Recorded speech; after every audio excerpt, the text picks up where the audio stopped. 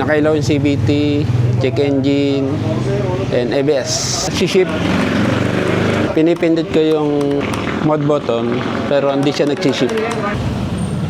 Stock up. Ayun o. Pumasok yung oil seal. Minoksan ko yung oil seal. Pulley pala, pulley. Yan. Noksan ko yung pulley. Yan. Yan. Walang grasa.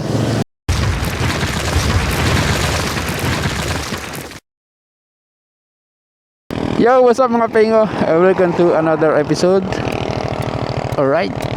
For today's episode, nandito tayo sa Clean Fuel gas station. Pakita ko sa inyo na bagong bukas dito sa Clean Fuel Concepcion, Baras, Rizal. Dito sa highway. Yan, bagong bukas. Ito na yung ginagas ko ngayon. For today's vlog ay part 2 ng paglalagay ng oil seal, tapos ay umandar yung NMAX TechMax. So hindi ako nagsaservice, pero naawa ako. Sa service natin, ito ay Indian National, yung ating customer na tigatanay, mabait at nagtiwala sa akin. Pinauwi yung pulley na ginagawa ko ng isang araw, yung picture. So ang plano natin, tatanggalin ko yung YACVT motor. Kaya lang problema, pagtatanggal, baka tanggalin ko yung mags o kaya U-box. Siguro mags na lang para ma-accessible yung yung bolt sa ilalim. Medyo masikip kasi itong NMAX hindi kagaya ng Aerox na medyo maluwag. Nakakita nyo, pinakasabi dito, dala ko yung langis na pang lubricate, tapos decreaser kasi yung kanyang bell nalagay na yata ng ng langis, so kailangan ko siyang i-decrease, linisin, saka pang spray na tubig. Dito lang yung gagawin natin video. Siguro iiwali ko na yung full tutorial ng proper. Ang gagawin natin ay salpak lang ng oil seal. Lang, isang mabilisan lang, hindi tatanggalin yung cover ng mechanism ng YACVT, kasi kapag tinanggal mo yan, medyo magtatagal tayo. Tatanggalin mo pa yung nakang ng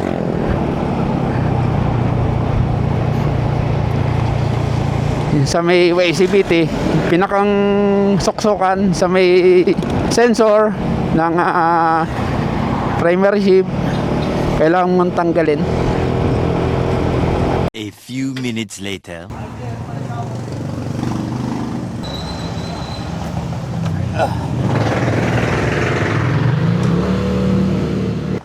Ito yung papalit natin dito.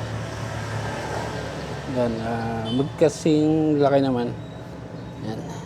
So, alright. So, may hinahanap ako dito. Walang ring yung stock. Ayun o. Ganyan lang siya. Itong ipapalit natin may ring, mas matibay. Yan. Wala namang pumasok.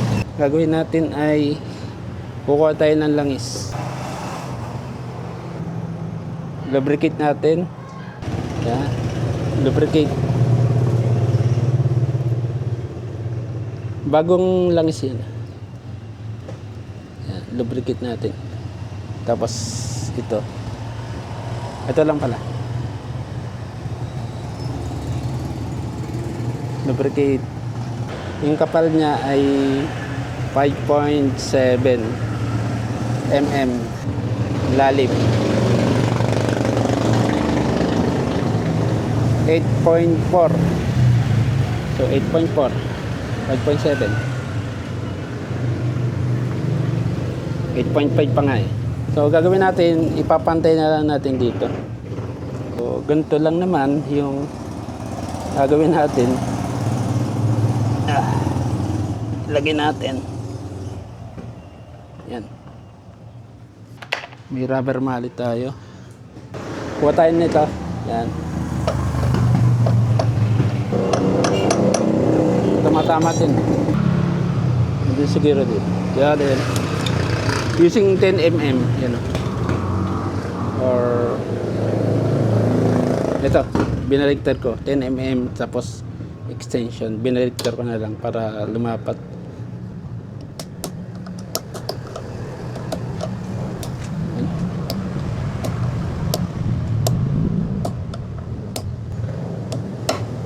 Yun, lapat na.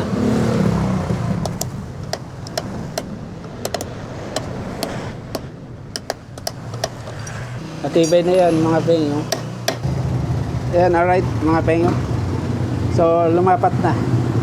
Pinalapat ko lang ganyan para gumanda yung lapat ano. Testing ko muna kung pasok ka.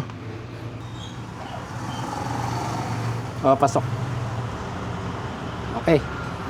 So, nakaisa na tayo. Yan, alright mga pengo. Umuulan na. Wow!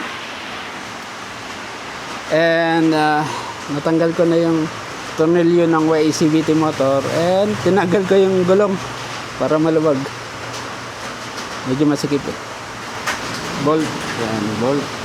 Mahaba pala yun. And, bolt din. And tatanggalin natin yung motor ba. Ayan. Right. Success. Tatanggalin natin. Babuksan natin to. Ayan. Ayan. Yung baba 14mm yung gamit natin.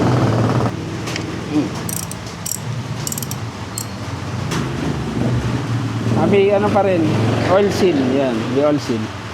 May grid doon, dito. Yun ang gagalawin natin para mapalabas to. Luluwagan pala yung mga tornilyo. 1, 2, 3, 4, 5, 6. Pero naka-sit position lang. Yun ang sabi sa tutorial. Yan. Luwag lang ng konti. Yan. Tatlo. What? Ayan, plus lock. Galawin natin yung gear. Parang nakalak ah. Ayun.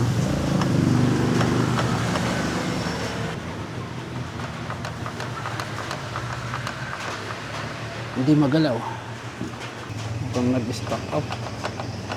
Yun oh.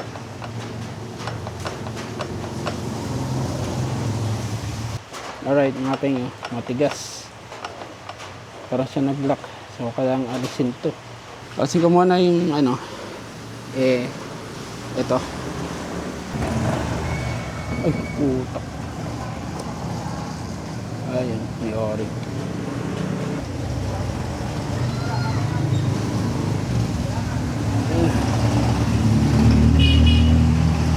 Nag-lock.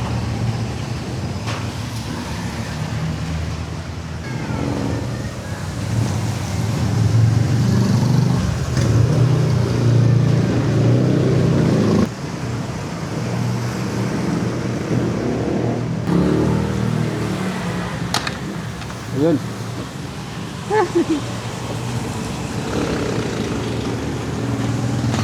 May o-ring.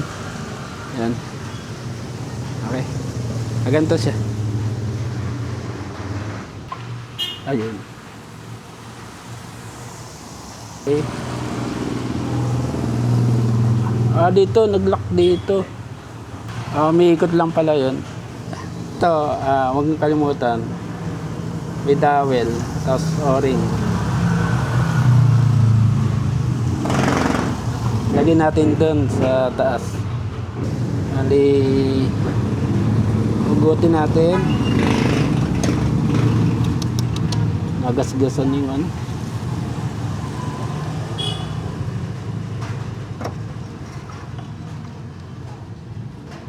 Okay. Maganda rin yung bearing. Ano lang. Nagasgasan lang dito. Ayan. May timing chain din pala dito, no? Ayun. Wala, madilim eh. So ngayon, ito nag-lock.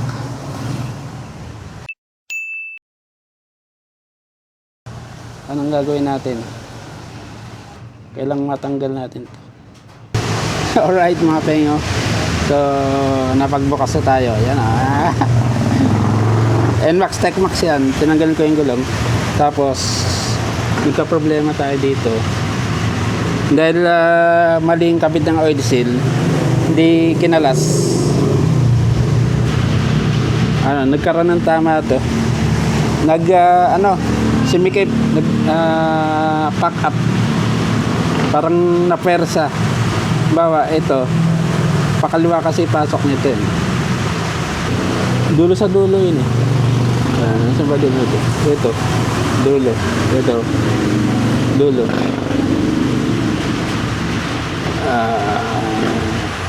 Ito to. Ako na. Pak. Dito dapat yan. Okay lang na ikabit ito na hindi tinatanggal yung cover. Ito. Nung nakita ko, hanggang dito siya. Hindi ko lang alam kung anong nangyari dito. Hindi ko lang alam kung anong nangyari dito. May konting damage. Yan. Yan. Doon tumama. Hindi ko alam kung bakit ganun. Dapat may space yan eh. Kanina nakita ko, dikit. Yan. So ngayon, lagyan natin, tingnan natin kung di magkakaroon ng diferensya. Yung bagong oil seat, ito, lagyan na rin natin dito. Madali na yan. Pantay ang gagawin natin. So ngayon ay putayin langis.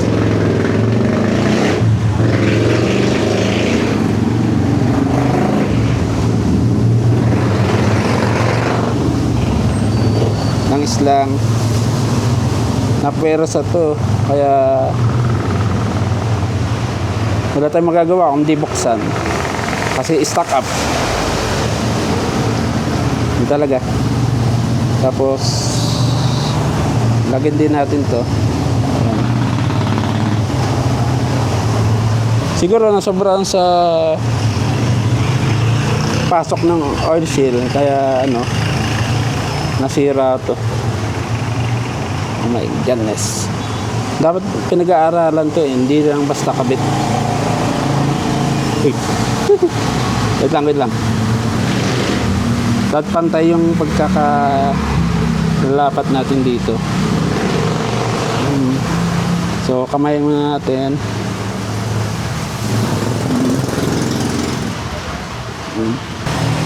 So pasok naman. Alright. So dapat pala tinatanggal. Kakabit nito.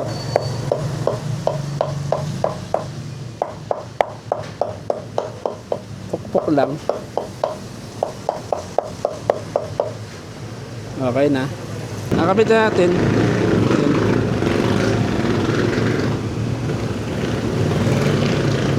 Ito, sagad na yung ilalim.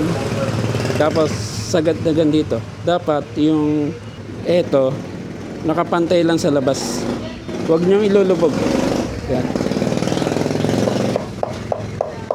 Kailangan rubber mallet ang gamitin nyo para hindi masira.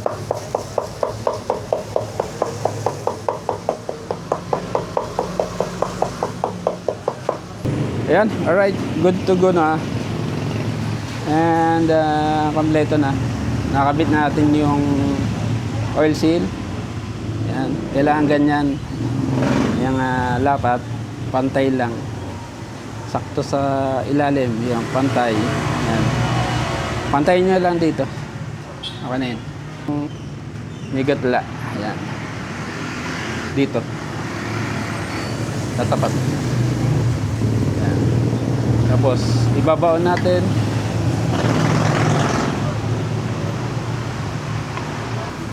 Dito medyo mahirap paglalagay.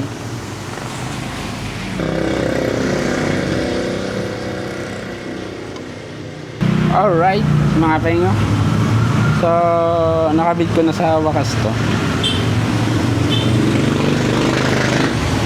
Maganda dapat. And kabit ko yung gear. Ito, dulo. Dulo. Tapos dulo rin dito. Yun ang pagtatapatin mo. Dulo-dulo. Tapos counterclockwise. Yun nasa dito. Dulo. Dito. Ng thread. Tapos counterclockwise. Yan, counterclockwise. Yan, pumasok na. Yan. Okay na. Sagad na. And ikakabit natin yung o-ring sa kadawel. Kabit ko na. Ito, doon.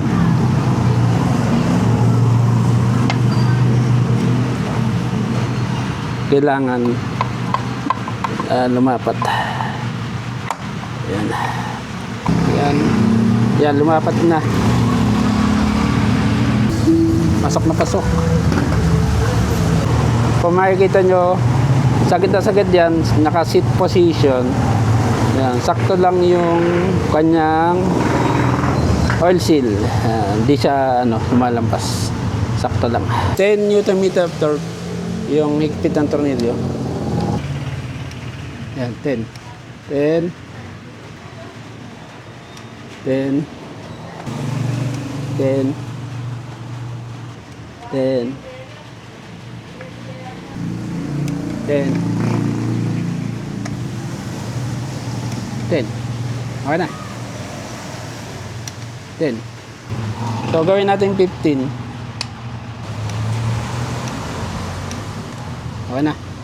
Siyempre, pugasan muna natin. Punasan muna natin. Yung o-ring nandito. Kailangan nyo na langis. Langasin nyo. Lubricant. Para madaling ipasok. Okay. Then, pag ganito yung lagay niya. Yung tilos papunta sa atin.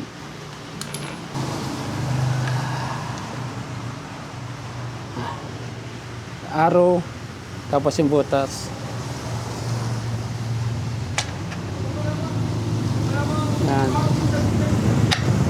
Oh, bilis lang.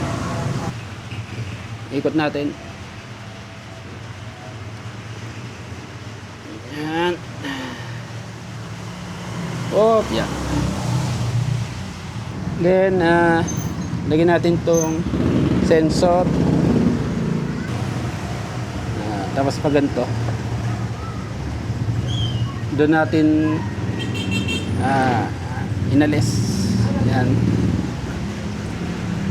Yan. Okay na. Madali lang. Right. So, nagpitan ko na ng Allen wrench. Ito lang yung ginamit ko. Okay na yun. And, kabit natin sa socket. Kumbaga, ang gagawin nyo dito, kung paano nyo binaklas, ganun din nyo ikakabit. Yan, alright mga pengo. So, buti na buksan ko ito. Papalitan na kasi na TSMP na center spring, 1000 RPM. Nakita ko yung isang circlip baligtad.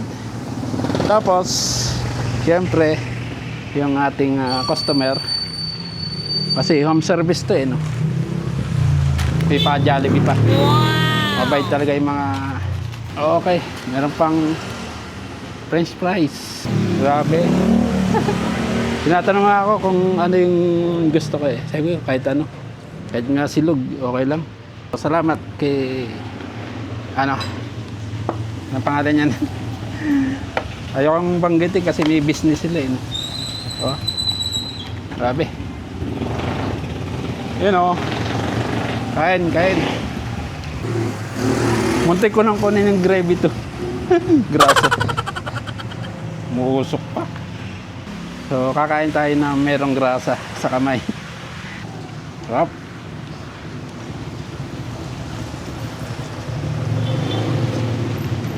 medyo baguhan pa lang ako. Pinag-practicean ko yung motor niya. Oh, ganun naman talaga eh. Pero palagi ang nanonood sa YouTube, sa mga Indonesia, FB, mayroong pinire na nagkabit niyan. Nagkaroon ako ng idea. Di apply ko na lang. No? Ito yung palaging ginagamit nila kasi kapag umuulan, hindi na nababasa yung mga binti nila. Yan. Pag sniper, underbone, nababasa yung tuhod nila, ayaw nila yung gusto nila malinis. Alright. So, Indian na malinis. Right? Kakain muna ako, tapos tutulog ko ito. A few minutes later. Hinapin ko yung malawag. Ako na.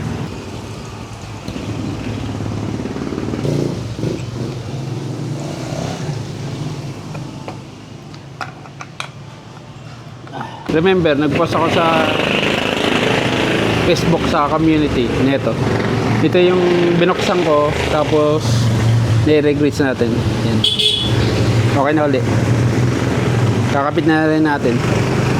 Pero mas maganda kung Yamaha Molicod yung gamit natin. 3, 2, 1, go! Okay. Naka-salpak na to. Okay. Tapos ulak natin. Yan.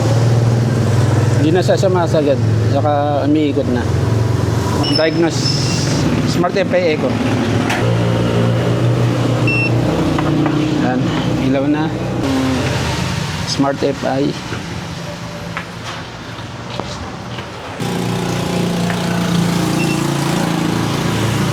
Ano pa yan? Naka CVT. Tapos check engine. Yan ang value 1254 MB. Yan. Tapos ikakalibrate natin para maging 1666. Yan. I-start ko. Yung gumalaw ng konti. Yan. Alisin natin mga error. Ang dami. Sensor or motor malfunction. P0700. Sensor or motor YCVT system. Kasi nga nag-stack up. Yung full code updating. Yan. Clear natin.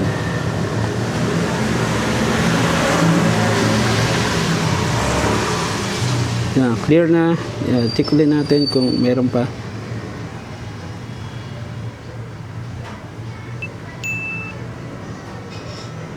Ganon. A few minutes later. Yan, alright mga pengo. So, umaandar na. Kala ko hindi ko mapa-andar. Ayun pala, meron akong di na-delete na codes. Dear DTC sa transmission. Kaya naman pala. Alright, hindi ko sinukuan. Umaandar na. Wala nang error. May S mode, T mode. Yan. Woo! Thank you Lord. Yan. Talaga naman, di ko sinukuan yan. Yan, yung primary chip natin 1607. Ito sir, 1607 MB. Okay. Napasok pa rin. Kasi yung ano dito 1666 napasok pa rin yung nating ano. Yung kumbaga tama yung position. Tapos tingnan natin kung may error.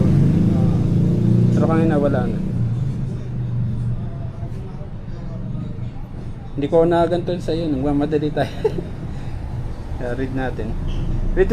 Dito kung di na-delete kang ina, kaya wala na. Kanina may lumalabas ko ba dun? Tapos, ano, dami. Pinakita ko sa iyo, yun yung lumabas. Yung kanina, no? Dalawa pala yung ano, di-delete ko. First time ko na, ano ito eh, na-experience. Napakita ko sa iyo para ano, alam mo na rin.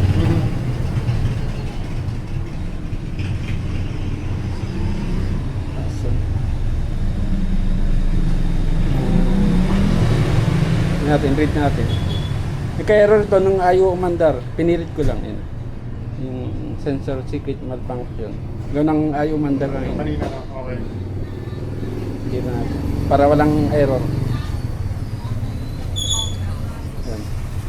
Ulitin natin. Yan, wala na. Engine live data. Andarin natin. Yeah. Tahimik na. Smooth.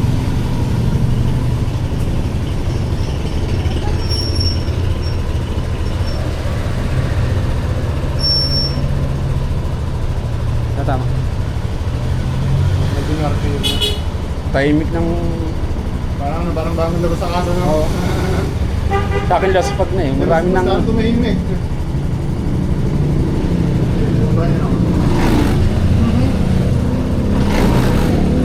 This is... Pakita ko sa iyo yung ano. Pero may receive. Ano sa kabila yata. Sa kabila.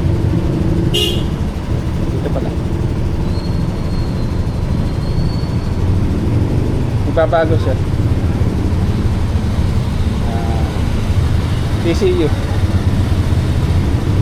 Daming kinakalikot dito. Mababago yun na 1607.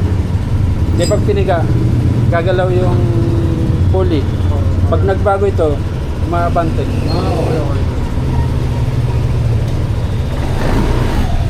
Ayun o. 2421.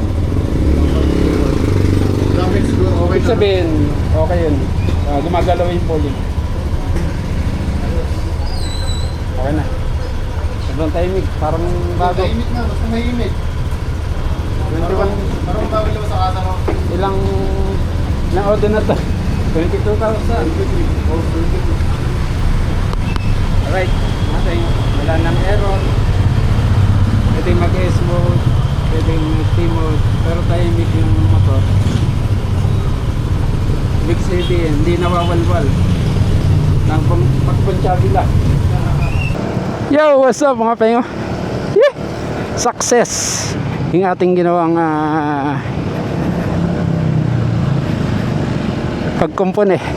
So first time, sobrang tagal ko, inabot ako maghapon. So nakadalawang baklas ako sa cover ng YACVT. Nakadalawang baklas ako. Kala ko wala sa timing. Yung pala may nalimutan akong gawin. Delete yung error codes. So sa pag-delete ng error codes, dalawa pala. Sa engine, isa sa TCU. Ipakita ko sa inyo yung screenshot ko na kung bakit hindi umandar. Kala ko sira yung sensor kasi yun ang pinapakita ng error codes sa engine. Yung pala kumakagat naman, kaya lang meron pang sikreto na gagawin. Delete error code sa TCU. So sa TCU saka sa engine, dalawang klase. Alright.